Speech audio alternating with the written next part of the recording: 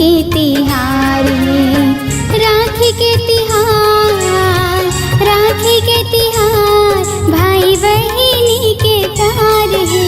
बहना ओ बहना आज राखी के तिहार है। बहना ओ बहना आज राखी के तिहार है।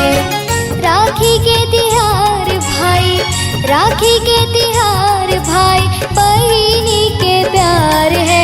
बहना ओ बहना आज राखी के तिहार है। बहना ओ बहना आज राखी के तिहार है।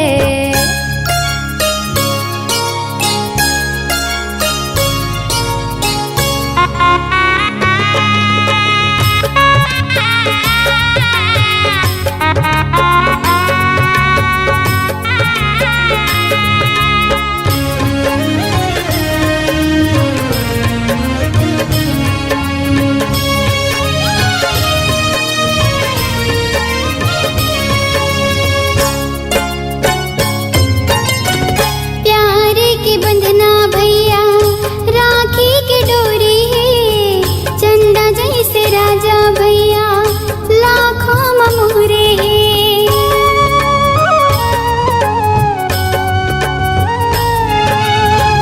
फूल गास बहिनी मोरे हंसत खेलत रहिवे ओ।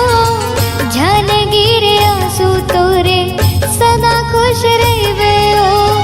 राखी के तिहार आज, राखी के तिहार आज खुशी के बहार है।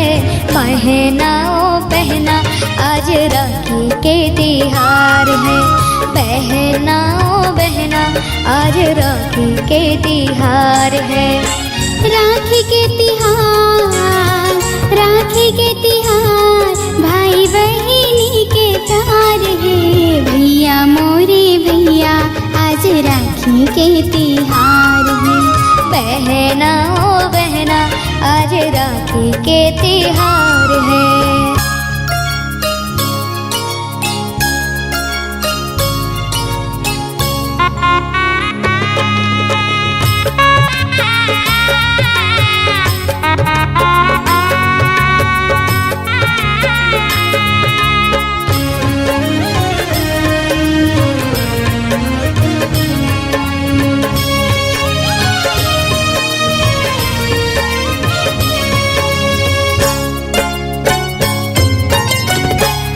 मोरे राजा भैया आरती सजाए हो।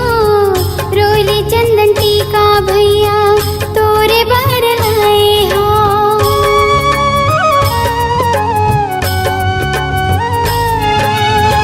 राखी के लाज बहिनी माहुहान भाहू मोर छोट बहिनी तोला कैसे मैं बुलाऊं। राखी के तिहार आज, राखी के तिहार आज खुशी के बहार है। भैया मोरे भैया आज राखी के तिहार है।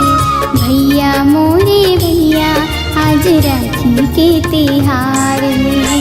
राखी के तिहार भाई, राखी के तिहार भाई बहिनी के प्यार है।